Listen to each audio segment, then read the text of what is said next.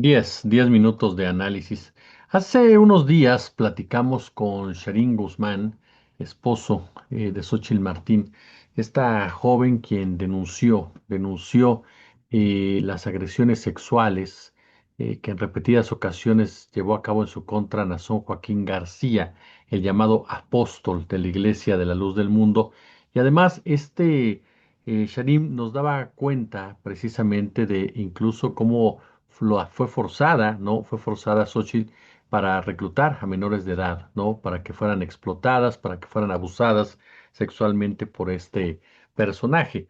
Una situación que vaya que ha generado mucha indignación y mucha indignación, mucho coraje, sobre todo en nuestro país y en los Estados Unidos. En los Estados Unidos incluso ya hay una carpeta, ya hay un grupo de acciones precisamente en contra de Nason Joaquín, que lo tienen purgando una condena de 17 años de edad. Está sentenciado por abuso sexual de menores, enfrenta acusaciones federales por crimen organizado, por tráfico infantil, tráfico sexual, pornografía infantil. Es decir, la justicia de los Estados Unidos ha definido a la congregación como una secta y la vincula a actividades incluso de blanqueo de dinero. Aquí en nuestro país, la Fiscalía General de la República hace unos días se dio a conocer la información de que le había dado carpetazo a este asunto, que había dado carpetazo a esta investigación, lo cual por supuesto generó molestia, generó mucho coraje entre las víctimas y comenzaron a exigir las razones, los porqués.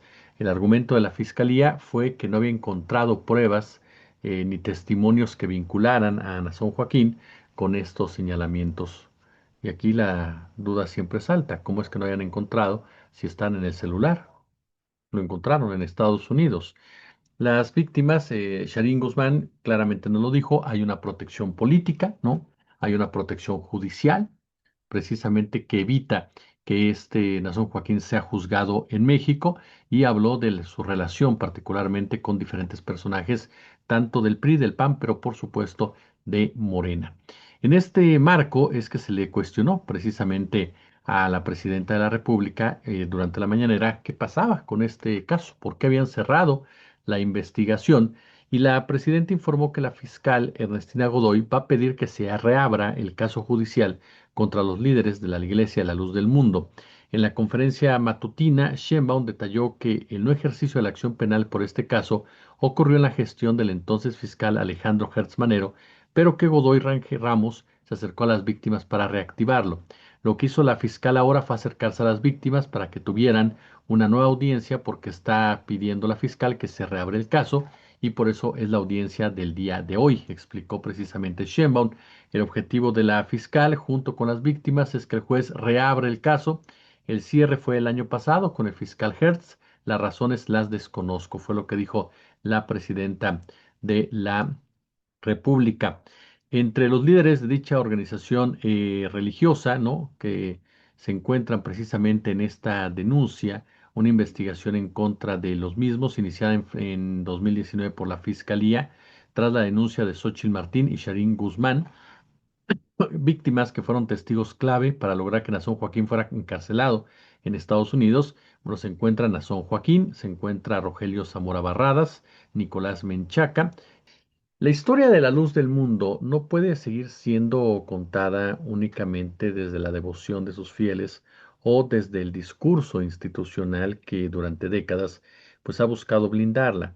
Hay otra historia, ¿no? Documentada, denunciada, judicializada, que habla de abuso, habla de poder concentrado, habla de una estructura que durante demasiado tiempo operó con niveles de impunidad que hoy resultan escandalosos. El caso de Nazón Joaquín, condenado en Estados Unidos, no es una anomalía como tal dentro de una institución, es más bien la punta visible de un sistema vertical en donde el poder espiritual absoluto pues se convierte fácilmente en poder físico, económico, psicológico sobre miles de personas. Cuando una figura religiosa es presentada como apóstol incuestionable, como intermediario directo entre Dios y los creyentes, pues se genera una enorme asimetría muy peligrosa. Quien obedece no solo sigue a un hombre, cree estar obedeciendo algo divino Y este es el núcleo, el fondo del problema, si ustedes me lo permiten. La obediencia total no solo desactiva la crítica, la vuelve pecado. Y en ese contexto el abuso pues no necesita esconderse demasiado, se normaliza, se justifica o bien se silencia. Las denuncias de trata, de abuso sexual contra el líder de esta organización, acumuladas durante años, revelan precisamente los patrones, ¿no? Víctimas jóvenes, manipulación espiritual, coerción emocional, un aparato institucional que en lugar de proteger a los vulnerables ha protegido, no a las cabecillas de, pero el fenómeno no se explica solo desde lo religioso. Hay un componente político que resulta igual de inquietante. Durante décadas, la Luz del Mundo logró construir relaciones con distintos niveles de poder en México, desde alcaldías hasta congresos, pasando por gobernadores, pasando por figuras federales, reconocimientos públicos, homenajes, espacios cedidos, tolerancia institucional. ¿Cómo se construye esa red? Bueno, a través de lo que en política siempre ha sido moneda de cambio, ¿no? Votos, movilización, disciplina y una organización capaz de movilizar a miles de fieles en el bloque, en bloque, pues representa un activo electoral como tal, no es un activo fundamental, ajá, sumamente muy atractivo. Y en un sistema político donde el pragmatismo suele imponerse sobre la ética, los pocos actores que están dispuestos a cuestionar a quien puede inclinar una elección local o sumar respaldo territorial, pues realmente pierden fuerza. Y así se tejen las prebendas, ¿no? La iglesia ofrece capital político, el poder ofrece protección, legitimidad o en el mejor de los casos silencio, y ese silencio es quizá lo más grave porque no estamos hablando de rumores ni de ataques ideológicos. Hablamos de delitos graves, hablamos de víctimas concretas, de procesos judiciales que han terminado en condenas y aún así durante años la reacción institucional fue tibia, cuando no inexistente. La pregunta aquí es inevitable. ¿Cuántas denuncias han sido ignoradas? ¿Cuántas señales se dejaron pasar por conveniencia política, por miedo? A confrontar obviamente una base social organizada. Y también hay que decirlo con claridad, criticar a la luz del mundo no es atacar la libertad religiosa, no es atacar la fe, no es atacar, por supuesto, la libertad de culto, pero la libertad de culto no puede ser escudo para encubrir delitos. Es como el caso de la Iglesia Católica. No por cuestionar la pederastia al interior de la Iglesia Católica, estás yendo en contra de la fe de sus seguidores, ni mucho menos. Pero la sotana pues no puede ser para guardar niños debajo, ¿verdad? Entonces, ninguna organización, sea religiosa, sea política, sea empresarial, puede colocarse por encima de la ley bajo este argumento de la fe. Cuando hay abuso, hay delito y cuando hay encubrimiento, hay complicidad. Otro elemento clave es la construcción simbólica, esta construcción simbólica de liderazgo. La sucesión dentro de la luz del mundo ha sido hereditaria, casi dinástica, consolidando una estructura donde el poder pues no se cuestiona, se transmite y es una práctica que viene ejerciéndose desde siempre. Ese modelo refuerza obviamente la idea de una autoridad casi sagrada, blindada frente a cualquier escrutinio externo.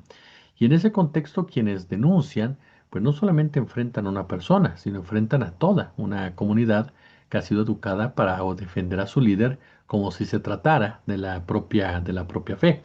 Además, por supuesto, que al tener amarres políticos o judiciales, se convierte en un mayor riesgo denunciar. El costo humano de una estructura así es devastadora. Las víctimas no solo cargan con un trauma del abuso, sino con el rechazo, incluso en algunos casos de su propia comunidad. E insisto, no se trata solamente a la luz del mundo, es lo que hemos visto en el caso católico, en donde hemos platicado con víctimas que también nos han hecho llegar este tipo de sentimiento, ¿no? De ser rechazados por su propia comunidad. Cargan con el descrédito, con la culpa inducida.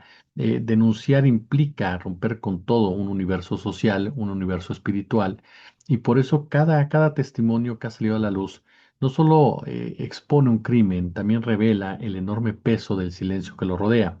La protección política, por su parte, no surge de la nada, se construye con actos normalizados con políticos que asisten a eventos, que legitiman con su presencia, que evitan pronunciarse, con instituciones que prefieren no incomodar, con una cultura en donde la relación entre religión y poder sigue siendo ambigua, sigue siendo opaca, sigue siendo funcional para ambos lados.